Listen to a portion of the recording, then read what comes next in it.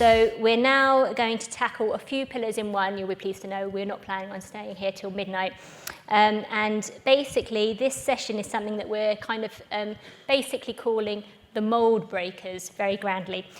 So this session is about kind of 3 people who have positioned their business in a way that's different to the norm, or people who have challenged accepted wisdom a little bit, or represent a view that we don't often hear from. So they'll each get their time in the spotlight, quite literally with these lights, before being gently grilled and questioned on their stated approach. So we would love for you as the audience to get involved, as you have been, so thanks so much for that. I can see the chat is lively and the questions are coming through as well. We would love for you to get involved in the room as well, because we've bussed in people from Leith HQ and from the Southwest, so we would love for them to be able to run around and actually give out the mics, which is what they're here to do. So yeah, if we could kind of get you involved in the room. I know some people said over lunch they were a bit shy to put their hand up, but it is quite a friendly room, so we would love you to kind of get involved. So as we do expect you to get involved, we've also got a bit of backup. So we've assembled what we've called a kind of challenge panel or crack team. And I've kind of just basically briefed this in as, it's kind of like Dragon's Den. It might not quite be as aggressive, but it's there or thereabouts, basically. So they are the people that I'm going to bring up on stage now. I'm hoping they're in the back of the room somewhere. Can somebody send in the challenge panel? That would be great. I think they were out the back being mic'd up. Could you bring them in now? Thank you. I'm ready for them. So they are, that was a proper mysterious reveal who they were, right? So they are, as they come up to the stage, they are John Porteous from Charles Stanley, Fiona Tait from Intelligent Pensions, and Sian Davies Cole from Planwork. So please welcome our challenge panel.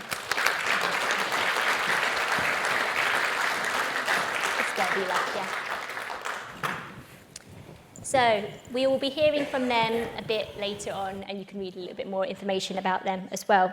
So to our mould breaker speakers then, so who have we got for you? So first up, we're going to hear from a business that has consciously decided to adopt a restricted advice model, and that's not through being bought up through acquisition, and therefore they've gone the vertically integrated route. It's properly, we've decided to do a restricted advice model. So the person that's kind of representing that kind of controversial case is Anthony Carty from Clifton Asset Management. And so Anthony is actually our first and only remote speaker. So by the power of technology, I'm sending a good vibes to technology prayer here, that Anthony Carty is going to pop up behind me. Hooray! Hi, Anthony. So that's brilliant. So that's all worked. So Anthony's going to talk about the potential benefits of restricted advice model. Anthony, over to you. Hi, thanks, Natalie. Hope you can hear me okay. Yes. Probably no mistake that I'm doing this remotely, as I have to talk about restricted versus independence. Yeah, I mean, actually, it's not really so much. I think the contention I want to outline is maybe the conversation needs to change around this. When RDR hit, at that time, actually, Clifton owned its own pension provider business, its own SIP provider. And so to that extent, we're heavily involved in the retirement advice market. It was really a no-brainer. We could only actually call ourselves restricted because, 8 times out of 10, if we were going to recommend a pension provider, we'd recommend our own. And at the same time, we decided that we wanted to have our own back office tech team, our own technology, and we always knew we wanted to grow by acquisition. And so that was the start of that journey. And really, we wanted to envisage a scenario whereby we wanted to reduce the friction associated with the process of giving advice. So the friction that is associated with that clients have to go through, advisors have to go through, and advice administrators have to go through. And so whilst we started out in that restricted space by dint of SIP provider, which I think is quite unusual, that's now morphed, without boring you, into a situation where it's fascinating actually listening to the previous discussion, whereby Morgan Lloyd, our SIP provider, is also now a platform provider. The underlying custody, trading and administration provided by Hubwise. our platform called Morgan Lloyd Invest. And we have our own discretionary fund management business, which, again, we use the services of 3 investment managers to deal with asset allocation and so forth, on a sub-advised model. And so the sort of effect of all of that is that with our own back office system and tech team, if you like, all roads lead to Rome. And an awful lot of friction is reduced by dint of not having to use various third-party platforms or third-party product providers, whatever the case may be. We very much are not product salespeople. All our advisors are financial planners. 80% of them are chartered. And indeed, where there are circumstances where our platform or our investment proposition is not suitable, and of course there are situations where that arises due to cost or whatever market segment, then we will use, we have a CIP where we do use third-party firms, Aviva or Royal London, and of course if you're into, VCT, EIS, BPR and so on and so forth. But the fact of the matter is the efficiencies that are gained by operating such a model, at least in our view, outweigh that of being independent. Now, just to finish up, I appreciate I've got a short period of time. We are acquiring businesses, and we have acquired businesses. And we speak to a lot of businesses, and we've got quite a lot that are in the pipeline. Now, it's interesting to me that every single one of those has been independent. Every single one of those only have used 1 or 2 platforms up until the point they got bought. Every single one of those has either used their own in-house models, in fact only one firm. In the other cases, then they've used an outsourced DFM or 2 DFMs, or they've used multi-asset funds from a maximum of 2 providers. And it's difficult, when I look at the FCA's description of independent advice and restricted advice. Restricted advice says an advisor considers products from a limited range of product providers. Independent advisors will consider products from a wide range of firms across the market and will give unbiased, unrestricted advice. I just think that's laudable, but it's largely impractical. And most independent firms I speak to and see actually have, for reasons that are obvious by way of efficiency, a limited number of providers and a sensible CIP. And so I'm not really saying one's better than the other. I just simply think the conversation's got to change. Okay, perfect. Thank you, Anthony. I'm going to move because otherwise I'm going to get neck ache sitting here. And I feel like I can actually talk to you like this. So thanks very much for setting the scene. So I'm just going to hand over to our challenge panel now, just to kind of pick some holes in what you've just said. So challenge panel, maybe if I come to Fiona first, did you have a question for Anthony on anything he's just said there? Well, excuse me, I'm going to talk to the monitor here, so I've actually got my back to you, which is a bit odd, but if you would bear with that. Yeah, so for clarification, we've got a monitor here where we can see Anthony, so we're not kind of pensively just looking off into the middle distance. We think we're talking to Anthony down here, and obviously he's here for us in the room, so I'm just going to be a mediator. You can be interpreter, yeah. So I suspect that every advisor in the room sort of went, oh, when you said reduce friction points, because there are a few friction points. But obviously then, are you saying that you really don't see friction points where you're doing it yourselves? And what actually would you do if you did? If there were administrative problems, if the systems didn't work, what then what recourse would you have? Yeah, so, it's the old adage of, until the rubber hits the road, you don't really know how it's going to pan out. But we genuinely don't really see any friction points because I know that's, things break from now and then, but the fact is that we're in control of our own tech stack. So without, what was the danger of this? You could sound like you're going to knock the competition. It really is not about that. It's just the fact is if we were using an outsourced back office provider, I appreciate most do, or if we were using many or a number of third-party platform providers and you're having issues getting data feeds for evaluations and so forth, I would contend that you're likely to have greater issues with that scenario than the scenario we've got. And so, for example, if, we rely very much on our client portal, which is homegrown, to deliver not marketing information, but, policyholder information, if you like, to clients. That has actually not gone down as yet. And were it to, we're not in a to get it right, because it's our tech stack, it's our tech team who deliver that.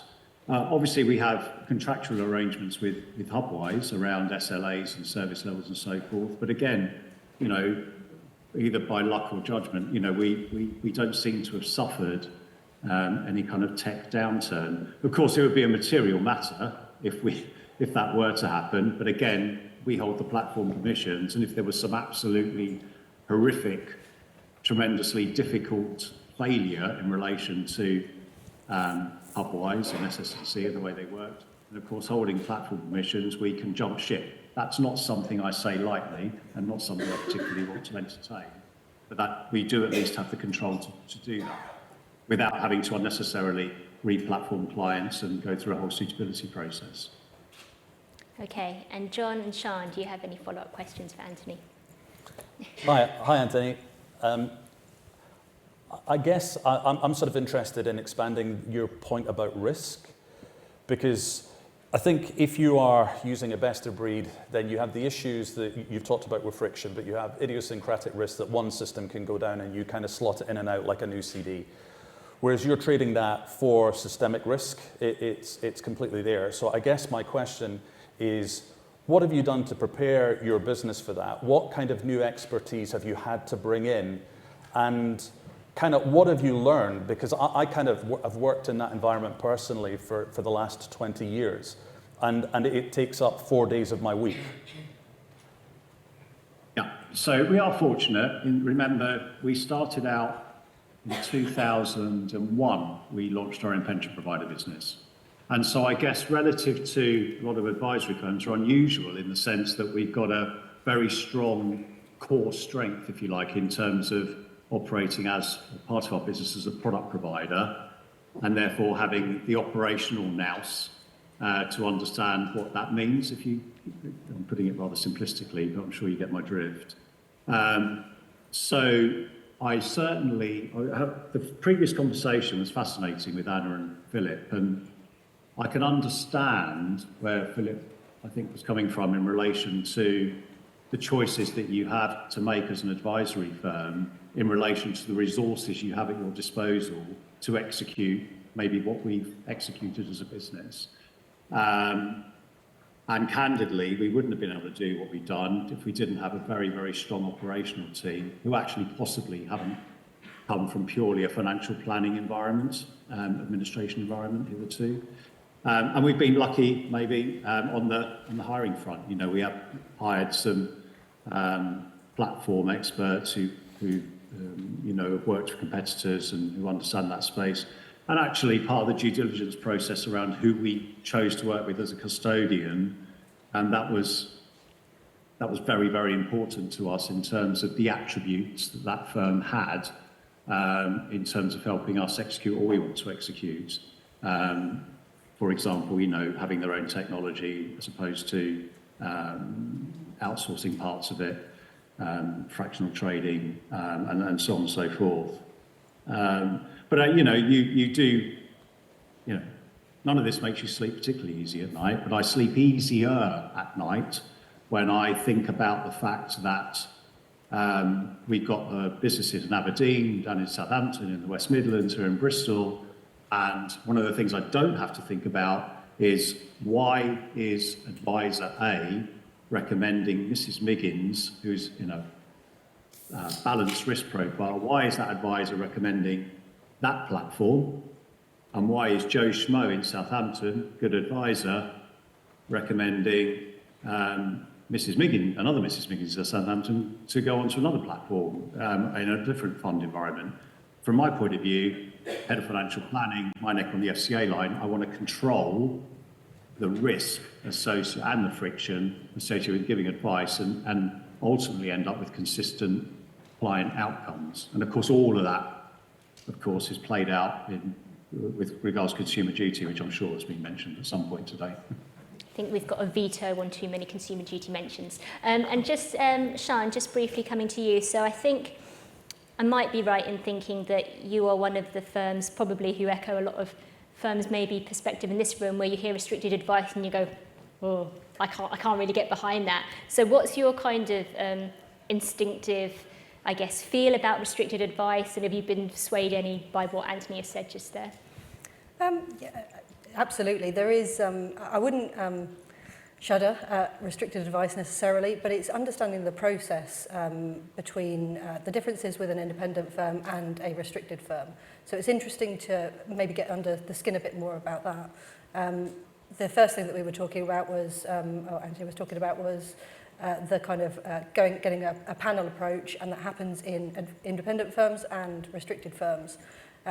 So I'd be interested to understand kind of your research process, how you get to the position where you have got the thing you're going to recommend, and the thing being all of the kind of products and services, the providers, investment solutions and everything else. So if you could give us some insight on that, that would be really useful. Great question. Yeah, so Anthony, basically we'd like you to sort of briefly outline the kind of research process that goes into kind of building a restricted proposition and just kind of unpack that a bit more. I mean, that's quite a big question in the time around. You're welcome. Do you know, I don't think, based on what I've seen, our process is particularly different from an awful lot of firms who describe themselves as being independent. Like you just mentioned there, you know, you have this panel approach. Now, we unashamedly largely use one platform, our own, but because of scale, we're able to price it accordingly. The due diligence that went into which underlying custodian do we use was extensive, and I suppose you've almost got to start at where do you want to end up and work your way backwards. And, you know, we wanted to have the whole universe of assets available to us. We wanted to not have, and I don't want to go product rushing, but we didn't want to get caught out in a re-platforming type scenario whereby you think you've got a partnership with one platform, actually you've got a partnership with that and something else underneath it. And I suppose we also wanted a partnership where we were going to be commercially important to that third party, because, you know, one would assume you're going to get the service levels associated with that. So that's kind of the platform piece. In terms of the investment piece, as I said, we've got our own DFM. That, you know, that's not like broker funds back in the day. I didn't want to pretend to be something which we're not. At our core, we're a financial planning business, as I've said. Before we had our own DFM, we would outsource to third-party model portfolio providers on platform. And so we took the view that we wanted to have control again, be a discretionary fund manager, but then outsource to sub-advisory managers to deal with asset allocation and strategic and tactical asset allocation and fund selection and so forth. So we've gone through the same, in many ways, the same due diligence process that any firm would go through around why do you select one DFM over another. ARC performance, charges, volatility, Sharpe ratios, all of that good stuff. And of course, there's plenty of resources available to do that. But of course, only certain firms are prepared to work in a sub-advisory capacity and some are not. And so I guess to a certain extent that might narrow the field, but we're working with some pretty well-known names. And then beyond that, for the proposition whereby the aforementioned are not suitable or appropriate, then actually we adopt very much the same approach as I think most independent firms work. But you still end up with a core CIP solution. So, you know, be that over the years Vanguard or, as I say, Aviva Multi-Asset. We use the Aviva platform from time to time for smaller clients, and from time to time we'll use Royal London pre-funds and so forth. But at the end of the day, we've got our target market. We understand where that is, and for the vast majority of clients, our proposition remain suitable. We do continue to review that, of course. But as I say, it's a big subject, and I'm mindful of time. Natalie, giving you a virtual slap. I'm gonna stop you then. Not a virtual slap, but I am gonna stop you. Thank you, Anthony. Right, so let's park that there for now, and Anthony will still be here to take questions kind of later in the day. But I wanted to introduce you to our second Mould Breaker speaker now. So hopefully that's kind of got you thinking. Hopefully, I mean, the thing about, you know, independent and restricted not being that far apart, that might cause a few people to go, no, actually. So we'll kind of test that out later on. But our second Mould Breaker speaker in the meantime is Helena Wardle. So if you'd like to welcome Helena to the stage.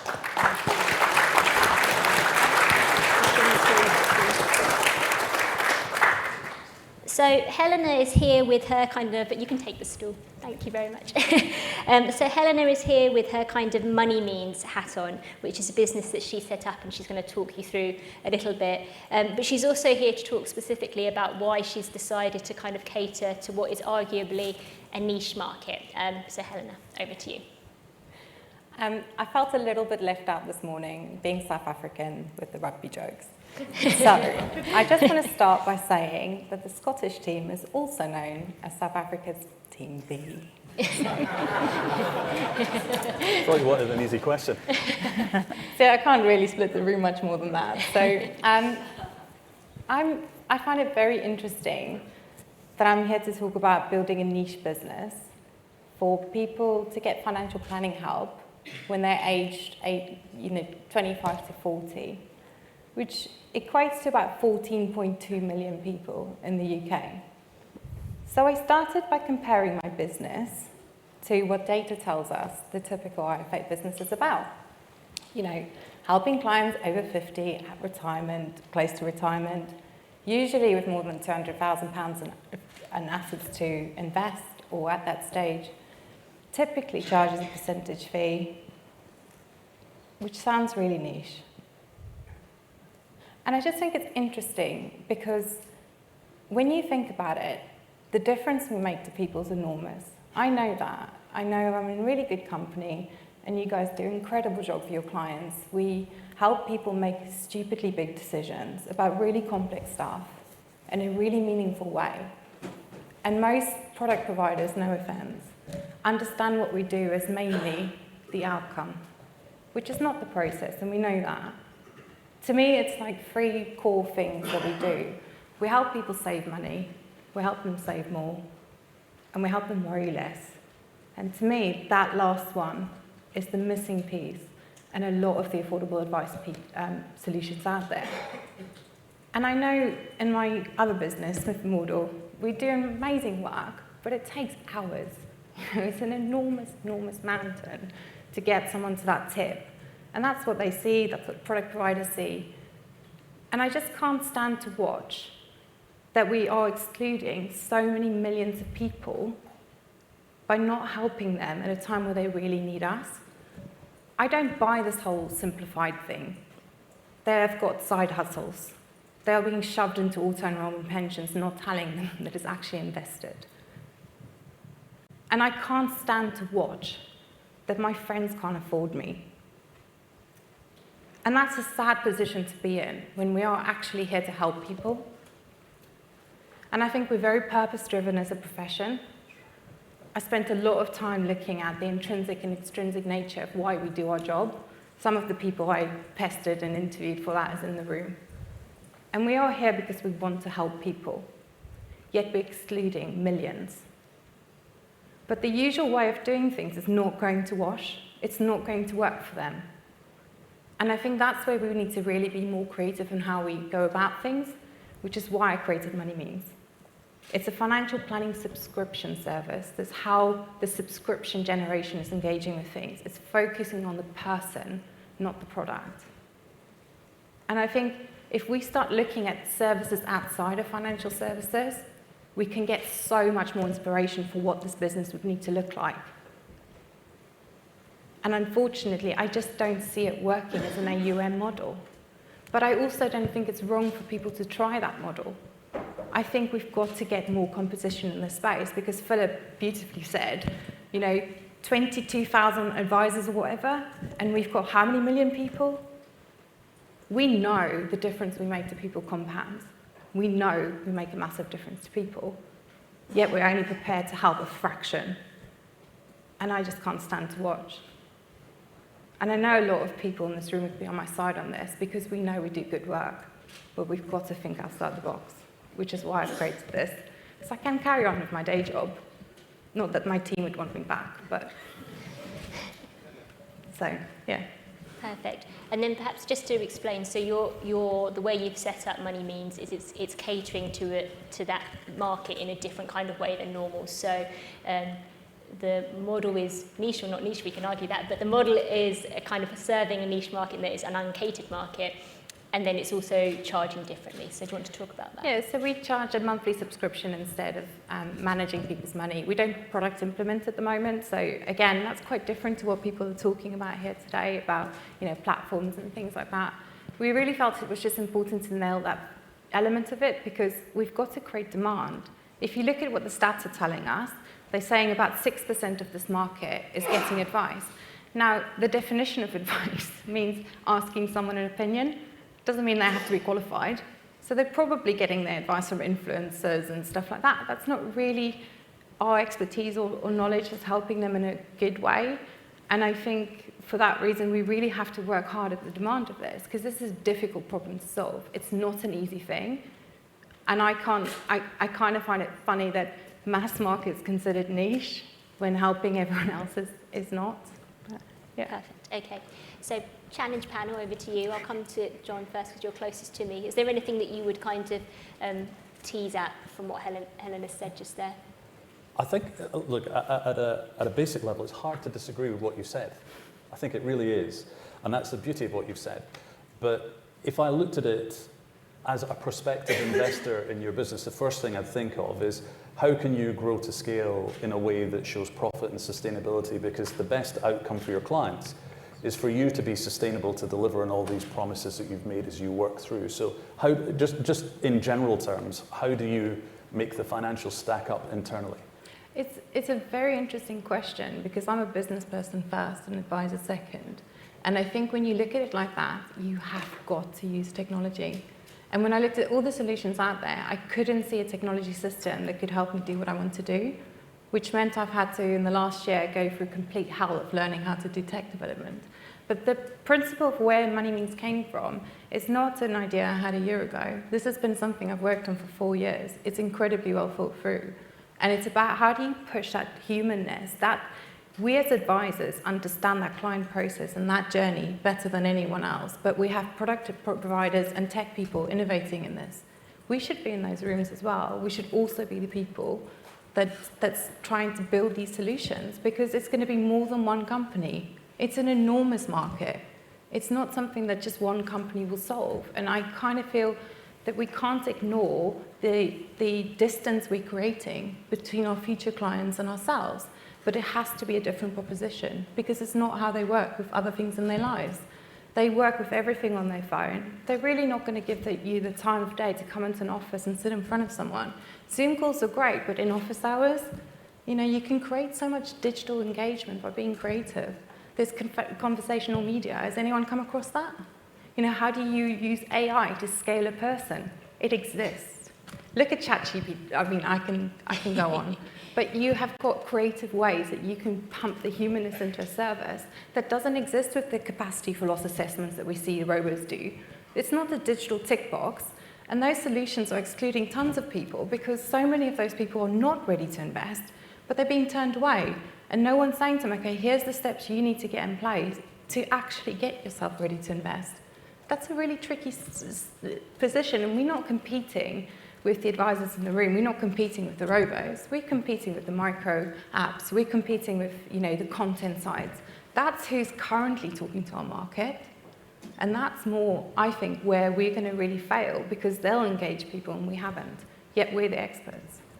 And so, Helena, I'm just jumping in with a question, but it's from the floor. It's not just my own. But Kathy asks, how do you serve both clients? Because it sounds like you're splitting yourselves in two with the different businesses, I guess. Yeah, my team knows I'm not in the business anymore. So Smith & Wardle, I've had to step away, which is sad because I love what I do. Anyone that knows me know that. Cool. All in for money means, basically. Great. Or my business partner won't have me back. So I'm going to come to you guys in a second, so start thinking of your questions while I come to the challenge panel. Sian and Fiona, is there anything there that you would kind of pick up on? I suppose on the niche point specifically, there's a thing around if everybody's, I think we had the line earlier, didn't we? If everybody's serving everybody, how can that be suitable? So Sian, is there anything that you would kind of want to sort of pick out here in terms of the niche suitability point from Helena? Yeah, and I think what you're talking about is absolutely admirable. There's an absolute gap for it in the market. I hear it all the time, but I also hear that the firms that we talk to about it, they just can't seem to find a way to fit it into their business. And obviously you're setting it up as a separate business. Yeah. Do you think that that's the only way it can make sense and operate, or do you think it could form part of a wider financial planning business where you've got the more, I don't say traditional model, but not traditional like we've been talking about today, but a normal financial planning business that has the kind of clients that most financial planning businesses have, as well as this model serving the advice gap clients, but maybe a different, like subscription model or different segment? It's hard to do both. I don't think, I've not been able to see a way of doing both, because it's a different brand, it's a different proposition, it's a different way of speaking to clients. Now, whether you can integrate that within a wider brand, you know, by all means, but we didn't plan to do that. So your thing is you kind of have to specialise to serve that market well. You can't be all things to all people. Yeah. Fee, was there anything you wanted to come in on there? I was just wondering, so obviously again, great idea. I think it's fabulous. I think a lot of us have probably looked at it and said, yeah, I'd like to do something there, but you've actually gone and done it, which is great. I think one of the things that stops us is, you know, I'm trying not to use the phrase you don't want me to use too often, but, you know, we are, in order to deliver a full advice service, there's a lot you need to go through, and you can't do it profitably with the market you're working with. So you don't deliver regulated advice, which is great. But when we were talking about niche businesses, sort of generally before we came along, I was thinking, well, if people are thinking of going to other niches and it is regulated, then obviously they're going to have to do an awful lot more work to work out what they can do. I guess you've not looked at that, but I wondered if you thought that would it have been a barrier if you'd had to dance around that one as well? Well, we're launching both, so we've got guidance and we've got hybrid advice, but we use open banking and finance to support us with the know your client piece, because a huge amount of what we do is trying to chase providers with telling us what the client has, understanding the client and those elements, and we've digitized that in a way that does actually feel human. So you have to really be precise on how much you digitize and where you bring the human element in, and you don't have to have a person there. I mean, who's been to the ABBA concerts? You can't tell me you can't see that in the future. You know, holograms. I get that it sounds crazy, but we get the same questions time and time again. So if you have a person instead of some AI thing or chatbot delivering that, that's what conversational media is. We filmed over 500 questions. And do you find that you're getting the information you need doing it that way? We get paragraphs because they text their friends. I'm talking about, I ask my friends, why would you not use someone like me? I've got the kids to worry about, I've got this to do, I've got that to do. I'm not going to come sit with you. But if they can do it 9 o'clock, everything's calm, on their sofa, answering really clever questions, why wouldn't you do that? If you trust that brand and you trust that proposition and you understand why those questions are being asked, there's nothing stopping us from creating a human experience using digital and then pulling the human element where it really matters. I think the issue is that you are dealing with people that will respond to that, and I think we probably are used to a different set of people, and it's more and more of a challenge. It's really interesting because I've been challenged on that, and people said to me, why aren't you helping people at retirement?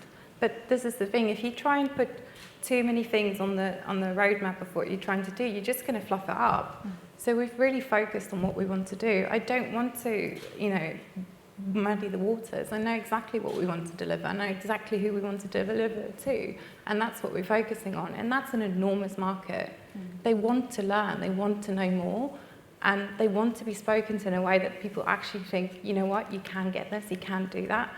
Look at, everyone goes on about them, younger people investing in crypto, but actually Vanguard has shown the biggest demographic is that demographic. So they're not stupid.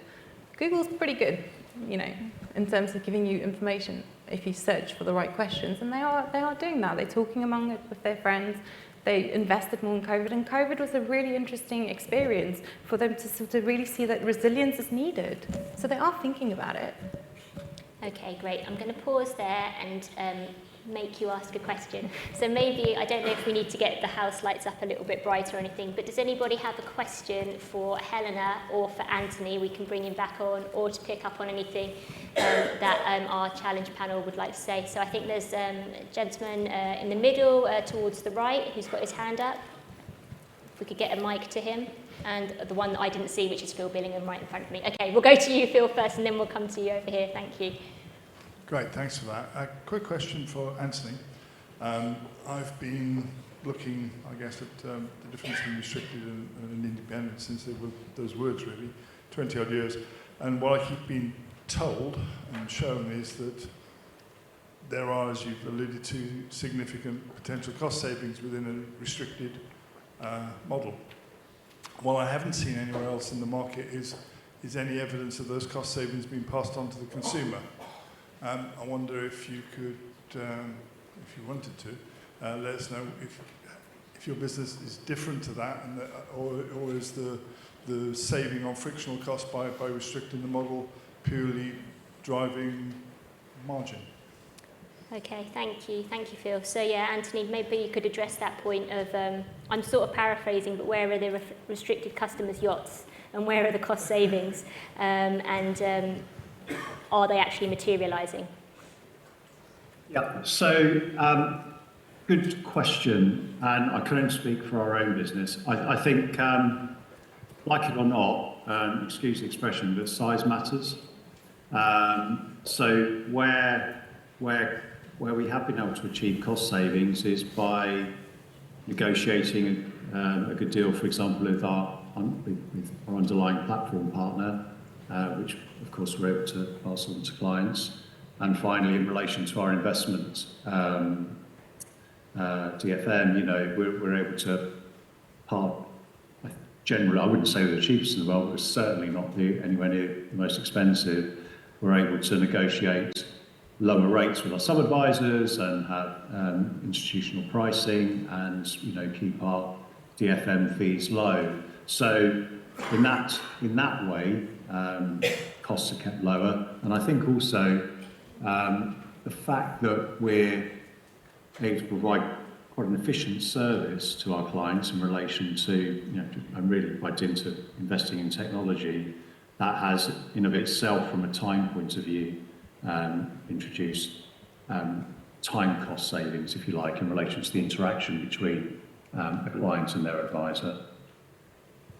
Okay, thank you.